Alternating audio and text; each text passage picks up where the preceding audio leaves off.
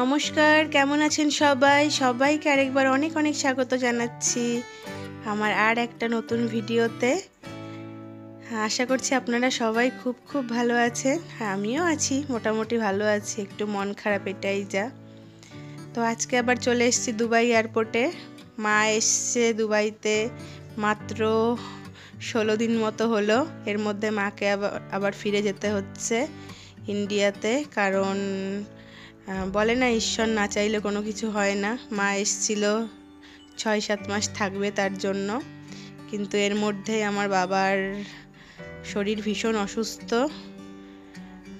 বাবা হসপিটালে ভর্তি, তার জন্য মার চলে যেতে হচ্ছে। হঠাৎই বাবার শরীর প্রচণ্ড খারাপ হয়েছে, তার জন্য। আর যেহেতু আমার নিজের কোনো ভাই নেই, তো মাকে চলে যেতে হচ্ছে।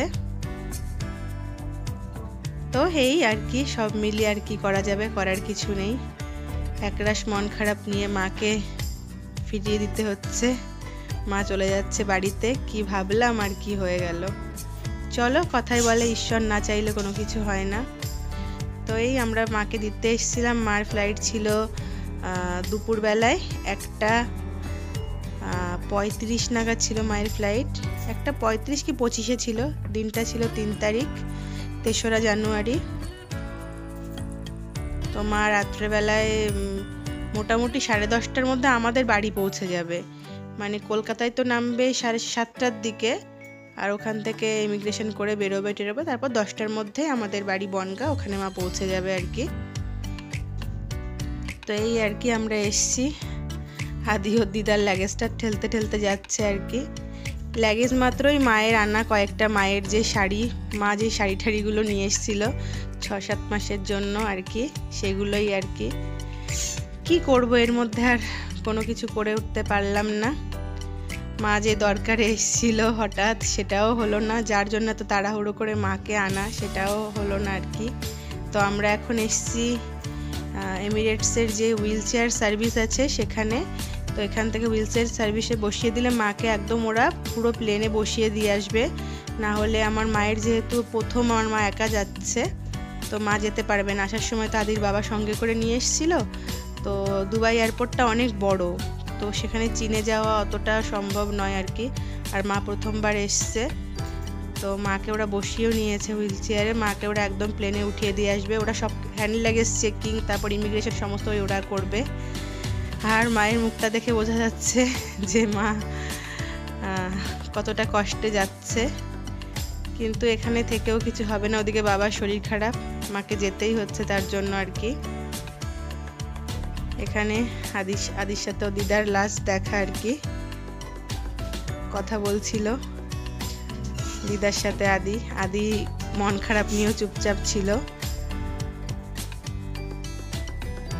তো এই যে মায়ের সাথে লাস্ট দেখা, এবার মা ঢুকে যাচ্ছে এখানে গিয়ে ইমিগ্রেশন, তারপর মায়ের হ্যান্ড লাগেজ চেকিং। লাগেজ তো দিয়ে দিয়েছি আগেই ওখানে, আমরা ওখান থেকেই লাগেজ ওরা ডাইরেক্ট ওখানে নিজের বোর্ডিং পাস ওখান থেকেই দিয়ে দিয়েছে।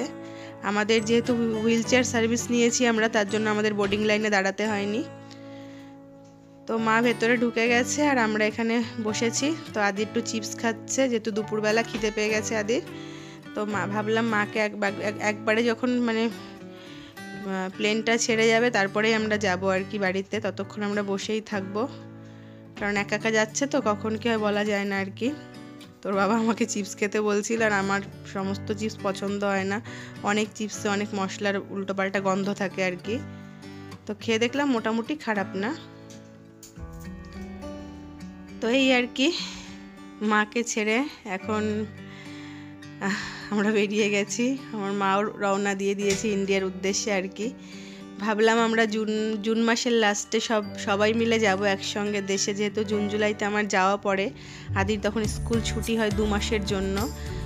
গরম হলেও সেই সময়টা কেন যাই, যে গিয়ে 2 মাস কাটাতে পারি। আর ডিসেম্বরে মোটে 22 দিন ছুটি। 22 দিনের মধ্যে না বাড়িতে গিয়ে মানে ভালো লাগে না, গিয়ে আবার ফেরার তাড়া শুরু হয়ে যায়। তো শত গরম হলেও জুন জুলাইতে যাওয়াটা আমার বেশি ভালো লাগে, কারণ অনেকগুলো দিন থাকতে পারি বাড়িতে গিয়ে। তো এই মাকে ছেড়ে আমরা বেরিয়ে এলাম। মাও এতক্ষণে দুবাইয়ের আকাশ ছেড়ে আমার মাও চলে গেছে আর কি আর করা যাবে। তো একরাশ মন খারাপ নিয়ে এখন বাড়ি ফেরার পালা।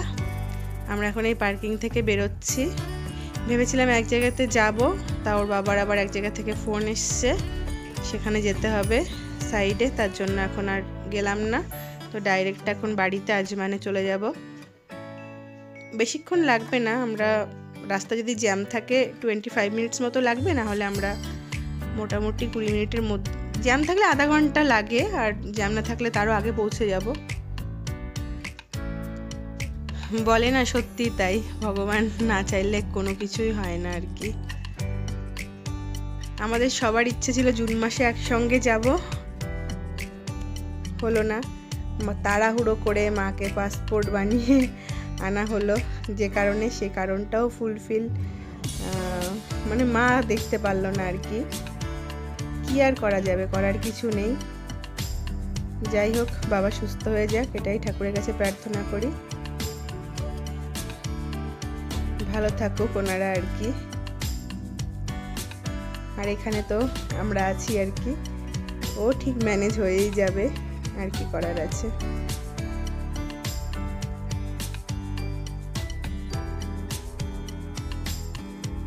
আর এটা হলো এয়ারপোর্ট থেকে বেরোনোর একদম পার্কিং, মানে পার্কিংয়ের একটু যে স্লিপ এখানে রাখা হয়, পার্কিং যে করা হয়, তারপর যে পয়সা দেওয়া হয়, সেখানে স্লিপটা এখানে জাস্ট টাচ করলে ওটা টিকিটটা ওপেন হয়ে যায়।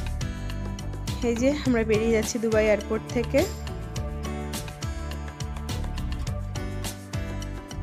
ভয়েস দিতে পারছি না, মানে এতদিন পর ভিডিওটা পোস্ট করছি, কিন্তু তাও ভয়েসটা দিতে পারছি না, মানে 3 দিন পর করছি, তাও মনে হচ্ছে মনটা ভারী হয়ে আসছে।